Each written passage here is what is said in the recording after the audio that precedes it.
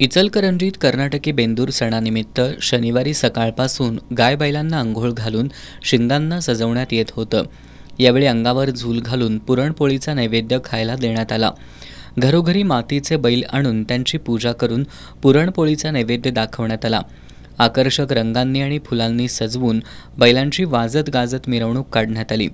सायंकाळी शतकोत्तर परंपरेनुसार इचलकरंजी शेतकरी तरुण आणि बेंदूर उत्सव मंडळाच्या वतीनं गावभागातील महादेव मंदिरानजीक पारंपरिक पद्धतीनं कर तोडण्याचा कार्यक्रम आयोजित करण्यात आला होता। यावेळी नागरिकांनी मोठी गर्दी केली होती। यामध्ये धाकल्या पाटलांच्या बैलानं कर तोडला। या प्रसंगी देवाशिष पाटील, देवांशिष पाटील यांची प्रमुख उपस्थिती होती।